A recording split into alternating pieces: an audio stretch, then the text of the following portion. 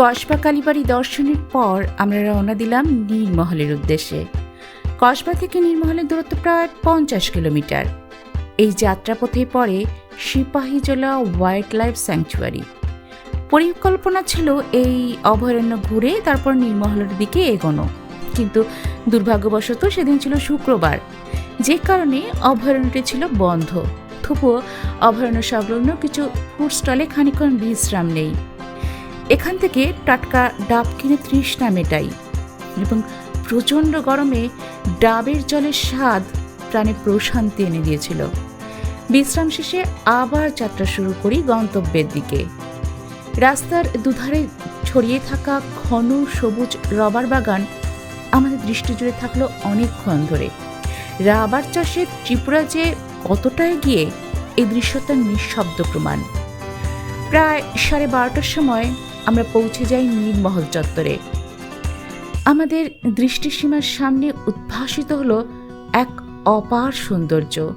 5.3 বর্গ কিলোমিটার বিস্তৃত রুদ্রসাগরের শান্ত জলে ভেসে থাকা এক শুভ্র রাজপ্রাসাদ, যেন রাজকীয় কল্পনার বাস্তব রূপ। জলের মধ্যে গড়ে ওঠা এই প্রাসাদ শুধুমাত্র পূর্ব ভারতের একমাত্র জলপ্রাসাদই নয়, বরং এটি সমগ্র ভারতের বৃহত্তম জলপ্রাসাদ। যদিও পশ্চিম ভারতের জয়পুরে মানসাগরের মাঝেও একটি এরকম জলমহল রয়েছে, তবে তা আকার ও সৌন্দর্যের দিক থেকে নীরমহলের ধারে কাছে দিয়েও আসে না। রাজকীয় ব্যাপ্তি আর প্রাকৃতিক মাধুর্যের অনন্য সংমিশ্রণই নীরমহলকে করে তুলেছে অতুলনীয়। মূল ভূখণ্ড থেকে নীরমহলে পৌঁছাতে হয় নৌকা করে। এখানে মোটর চালিত ও হাতে টানা দু প্রকার নৌকায় ভাড়া পাওয়া যায়। সকাল 9টা থেকে বিকেল 5টা পর্যন্ত মহলটি দর্শনার্থীদের জন্য উন্মুক্ত থাকে। আমরা যখন টিকিট কাটতে গেলাম তখন আমাদের জানানো হলো যে মাঝিমালারা সে সময় দুপুরের আহারে ব্যস্ত, ফলে কিছুক্ষণ অপেক্ষা করতে হবে। সেই অবসরে সাগর পাড়ের ছায়া ঘেরা চত্বরে সময় কাটাতে লাগলাম। আশেপাশে কয়েকটি ছোট দোকান ও খাবারের জায়গা থাকলেও পর্যটকদের আনাগোনা খুব বেশি চোখে পড়ল না। নির্মাণ শৈলীতে এই মহল পূর্ব পশ্চিমমুখী, কিন্তু এর প্রবেশ পথটি কিন্তু দক্ষিণ দিক থেকে।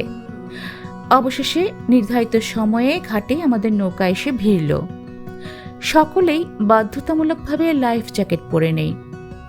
দুটো ডিঙি নৌকা 700 টাকায় রিজার্ভ করে আমরা ধীরে ধীরে উঠে পড়লাম নৌকায় এবং শুরু হলো রুদ্রসাগরের জলে এক মনোরম যাত্রার। নৌকায় চেপে যখন আমরা নীরমহলের দিকে এগোচ্ছি তখন এক অপার্থিব অনুভূতি আমাদের গ্রাস করল।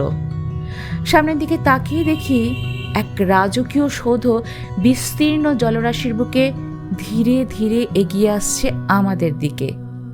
কচুরিপানায় আচ্ছাদিত রুদ্রসাগরের জলে সূর্যরশ্মি পড়লেও প্রতিফলিত হচ্ছে না সাদা প্রাসাদের কোনো প্রতিচ্ছবি।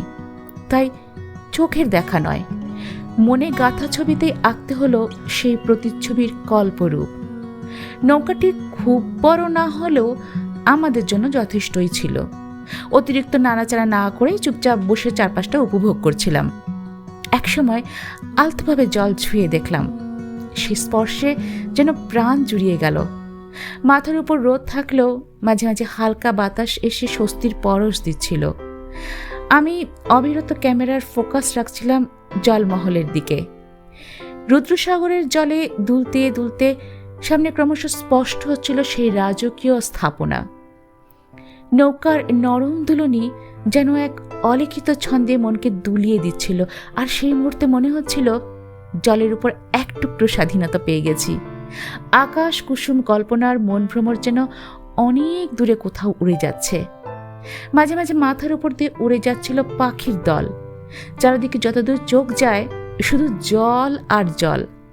যত এগিয়ে যাচ্ছিলাম তত মনে হচ্ছিল যেন কোনো রূপকথার জাদুকরী জগতে প্রবেশ করছি। শুরুতে যে প্রাসাদটি ক্যামেরায় আবছাভাবে ধরা দিচ্ছিল এখন তা স্পষ্ট। লাল সাদা জলমহলটির অনন্য রূপ চোখে পড়ছিল একেবারে পরিপূর্ণভাবে। তার সৌন্দর্য আমাদের মুগ্ধ করছিল। আর সমস্ত ক্লান্তি যেন এই বিস্তীর্ণ জলের বুকে মিশে যাচ্ছিল। বিস্ময় ভরা হৃদয়ে জেগে উঠছিল কৌতূহলী অজস্র প্রশ্ন। কে তৈরি করছিল এই প্রাসাদ? কবে? কেনই বা এমন অভিনব স্থাপনা জলের উপর? তখনই আমাদের নৌকার মাঝি এগিয়ে এলেন, হাতে বৈঠা, মুখে গল্প। তারই মুখে শোনা যাক নীরমহলের কাহিনী। ত্রিপুরাটা ছিল একটা ইন্ডিপেন্ডেন্ট কান্ট্রি, মানে স্বাধীন দেশ ছিল। আমাদের এই ত্রিপুরাতে টোটাল 184 রাজা রাজত্ব করছে। আচ্ছা, এর মধ্যে শেষ মহারাজা ছিলেন বীর বিক্রম কিশোর মাণিক্য বাহাদুর। উনি রাজস্থানের উদয়পুরে ঘুরতে গেছিলেন, সেখানে নাকি এরকম একটা লেক হ্যাঁ আছে। সেটা দেখে মহারাজার অথই ভালো লাগছিল। তখন কি করলো ত্রিপুরা শেষ মহারাজা বীর বিক্রম কিশোর মাণিক্য বাহাদুর, তখনকার সময় ত্রিপুরা রয়্যাল ফ্যামিলির সঙ্গে রবি ঠাকুরের খুবই ঘনিষ্ঠ সম্পর্ক ছিল। সেই হিসাবে ত্রিপুরা শেষ মহারাজা রবি ঠাকুরকে দাদু ডাকতেন।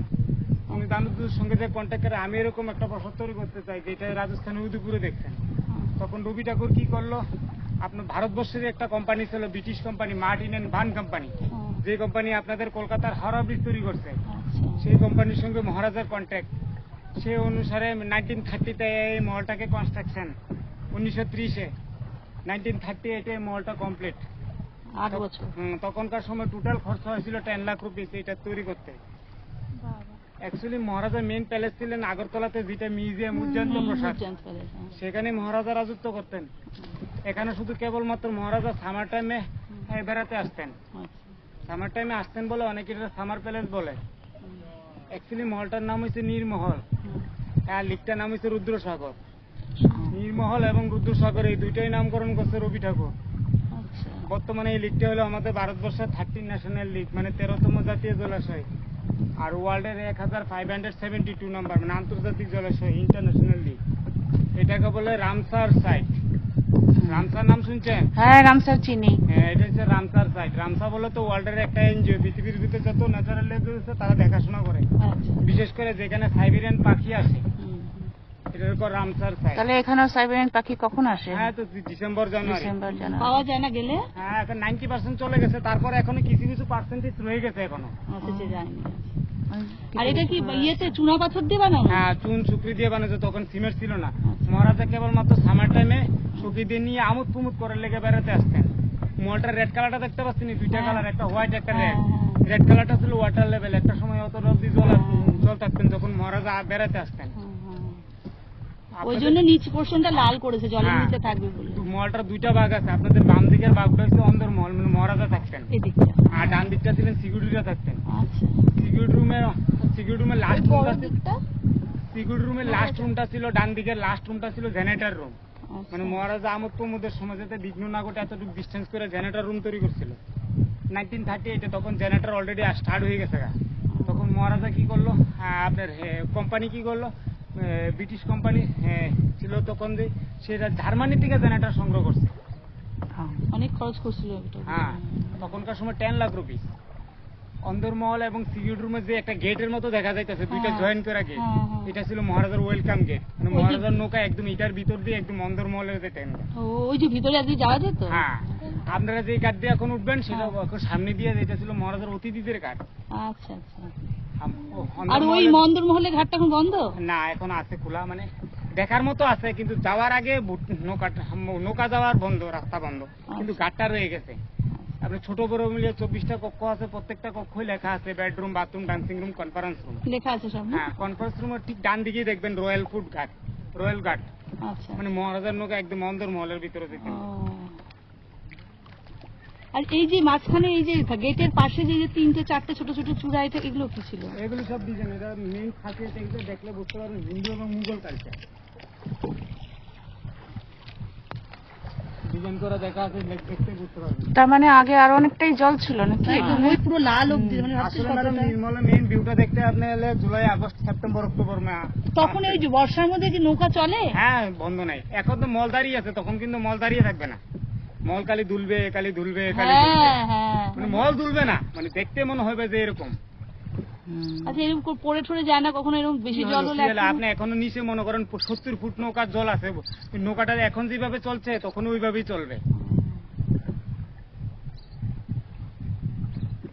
আসলে আমাদের ত্রিপুরা শেষ মহারাজা ম্যাডাম বেশি দিন রাজত্ব করতে পারেন নাই, মাত্র 39 ইয়ার্স, মানে 39 বছর বয়স যখন ত্রিপুরা শেষ মহারাজা মারা যায়। তারপরে তারপরে ভারত সরকার দখল করে 1946, নেয় বোধহয়। মানে হ্যাঁ। দেশ স্বাধীন স্বাধীনতার হওয়ার আগে। মাত্র 1 বছর আগে, হ্যাঁ। তখন ত্রিপুরা 3 দিকে ছিল পাকিস্তান। আচ্ছা আচ্ছা। পাকিস্তান বলে তো বাংলাদেশ। বাংলাদেশ ছিল। তখন ত্রিপুরাকে আপনি কব্জা করণের শুরু করে দিছে, মানে দখল করতে শুরু করতে হলো। হ্যাঁ। ত্রিপুরার যে মেইন ক্যাপিটাল আসতো কুমিল্লা করে একটা জায়গা, হ্যাঁ। সেটা কব্জা করে নিল পাকিস্তান। ওটা ত্রিপুরায় ছিল কুমিল্লা? হ্যাঁ, ত্রিপুরা মেইন ক্যাপিটালই ছিল তখন, ও মানে রাজধানী ছিল না, মানে মেইন খাজনাটা ওখান থেকে আসতো। আচ্ছা আচ্ছা। তখন ত্রিপুরা 3 দিকে ছিল, মুসলিম লীগ করে পাকিস্তানের এক পার্টি ছিলেন, হ্যাঁ। ওরা ত্রিপুরাকে কব্জা করানো শুরু শুরু করেছে। করলো। তখন মহারানী কার্জন প্রভাদেবী জওয়াহরলাল নেহরুর সঙ্গে কন্ট্যাক্ট, হ্যাঁ, বিশেষ করে সর্দার ভাই স্বরাষ্ট্রমন্ত্রী ছিলেন হ্যাঁ। সর্দার ভাই পাটেল, হ্যাঁ। ওনার সঙ্গে কন্ট্যাক্ট করে ত্রিপুরা ভারতের সঙ্গে যুক্ত হয়। তখন সর্দার ভাই পাটেল এসা চাল দিয়া এরকম বুদ্ধি করছে, ত্রিপুরাতে ছিল আদিবাসীরা লোক, ত্রিপুরার বাংলাদেশ থেকে সব পুরা হিন্দু বাঙালিকে পড়ায় মেন আদিবাসীরা মাইনরিটি বানাই দিয়েছে। আমরা এখন উদ্বাস্ত লোক রয়েছে 67%, এখানকার মেন আদিবাসী যারা হ্যাঁ। তারা 33%। তাহলে বাকিরা 33% যারা ছিল, মানে আদি যারা ছিল, তারা কোথায় গেছে? তারা এখনো আছে, এখানে তাদেরকে একটা জায়গা তৈরি করে দিচ্ছে, অটোনমিক ডিস্ট্রিক্ট কাউন্সিল। ও তারা যেখানে বসবাস করবে, তখনও রাজার আমলেও ট্যাক্স দিতেন না, এখনো তাদেরকে ট্যাক্স দিতে হয় না। আচ্ছা আচ্ছা আচ্ছা। এখন দেখবেন চাইনিজ সিস্টেম, আশেপাশের রাস্তা দিয়ে যাইতে গেলে দেখবেন মঙ্গোলিয়াম কাটিং তারা চেহারা। হ্যাঁ তুমি দেখেছি। কি তুমি বাংলাদেশে? হ্যাঁ, আচ্ছা। এই দেখ, এই যে মাখানার পাতাটা দেখ, এই যে নে তুলবি নাকি? না না না, স্পেশাল ভাবে আসছিলাম 600 হিন্দু ফিশারম্যান ফ্যামিলি 1951-এ। 51-এ চলে তখন স্বাধীনতার আমাদের পরে। কোনোমতো ধান নিয়ে আসার আমরা ছিলাম 600 হিন্দু ফিশারম্যান ফ্যামিলি। তখন 600 হিন্দু ফিশারম্যান ফ্যামিলি নিয়ে 1951-এ আমাদেরকে 300 টাকা করে দিছে, আর একটা রিফিউজি কার্ড দিছে। আর 600 হিন্দু ফিশারম্যান ফ্যামিলি নিয়ে আমাদের একটা সোসাইটি তৈরি হয়েছে। আমাদের এই সোসাইটির নাম হচ্ছে রুদ্র সাগর উদ্বাস্ত ফিশারম্যান সমবায় সমিতি। কথার অর্থ বুঝতে পারছেন? রুদ্র সাগর উদ্বাস্ত ফিশারম্যান সমবায় সমিতি। আচ্ছা। লিগটার নাম হচ্ছে রুদ্র সাগর উদ্বাস্ত হয়েছে, মানে বাইরে থেকে যারা আসে হ্যাঁ। ফিশারম্যান, কারণ আমরা সব জাতীয় কমিউনিটি লিখছিলাম হ্যাঁ। এই সমবায় মাছ সমিতি, ধরতে, হ্যাঁ। মানে এটা নর্থ ইস্টের সবচেয়ে বড় সমবায় সমিতি। হ্যাঁ।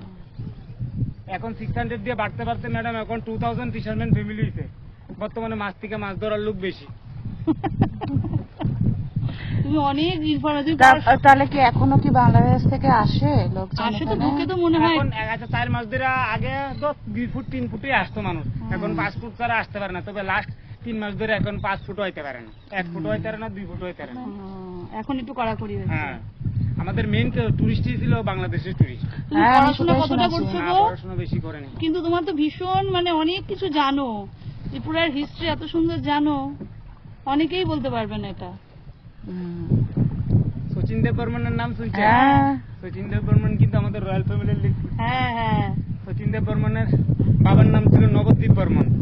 নবদ্বীপ বর্মনের বাবার নাম ছিল কিষান চন্দ্র মাণিক্য। ও। ত্রিপুরার হিস্ট্রিতে রাজার ছেলে রাজা হবে। হ্যাঁ। তো এই কিষান চন্দ্র মাণিক্য রাজা ছিলেন। হ্যাঁ। কিষান চন্দ্র মাণিক্য মারা যাওয়ার পরে রাজা হওয়ার কথা ছিল সচিন দেব বর্মনের বাবা নবদ্বীপ বর্মন। হ্যাঁ। উনার নাবালক থাকার কারণে উনি আর রাজা হইতে পারেন না। ও। কে হয়েছে নবদ্বীপ বর্মনের কাকা, নাম হয়েছে বীরেন্দ্র কিশোর। আচ্ছা আচ্ছা, কাকুর বাড়িতে চলে হ্যাঁ, যায়, ওই কাকার বীরেন্দ্র দিকে। কিশোরের ছেলে হয়েছে লাস্ট মহারাজা বীর বিক্রম। আচ্ছা। আচ্ছা, এই যে মানিক্য থেকে বর্মনটা কেমন করে হলো? মাণিক্য না, দেব বর্মন তাদের মাণিক্য হচ্ছে একটা উপাধি। ও, দেব বর্মন তাদের আচ্ছা। টাইটেল অলরেডি থাকেই সবসময়। হ্যাঁ হ্যাঁ হ্যাঁ, বুঝতে পারছি দেব এবার। বর্মন মাণিক্য মাণিক্য হচ্ছে তাদের একটা উপাধি। উপাধি দিয়েছে। মুনমুন সেন রয়্যাল ফ্যামিলির সঙ্গে বিয়ে হয়েছে ভরত দেব বর্মন। হ্যাঁ। উনি মারা গেছে মাত্র 10 মাস আগে। এখন মুনমুন সেনের দেওর আছে এখানে রয়্যাল ফ্যামিলির লোক, এখানে ডেপুটি সিএম ছিলেন। ওই রয়্যাল ফ্যামিলির লোক এখন কোথায়? ওই যে বললা যে কোথায় রাখে, যে ওখানেই সবাই আছে। ত্রিপুরা শেষ মহারাজার মানে ছেলের বউ আছে, হ্যাঁ। শিলংয়ে থাকে। ও। ত্রিপুরা ক্যাসেল হেরিটেজ করে শিলংয়ে বিশাল বড় হোটেল এন্ড হাউস এখানে থাকে। আচ্ছা। আর উনার মহারাজার বীর বিক্রমের নাতনি হিসেবে বড় নাতনি হিসেবে মেম্বার অফ পার্লামেন্ট লোকসভার এমপি প্রীতি সিং দেব বর্মা।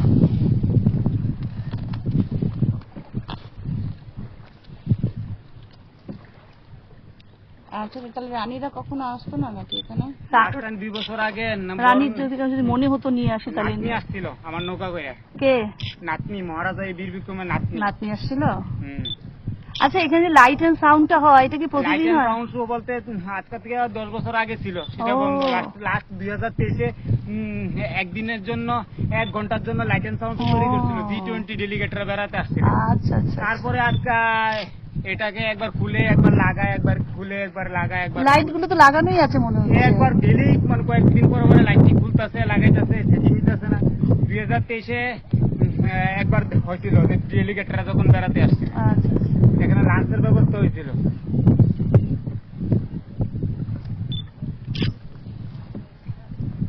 নীলমহল এবং রুদ্রসাগর এই দুইটাই নামকরণ করছে রবি ঠাকুর। ভাষা আছে।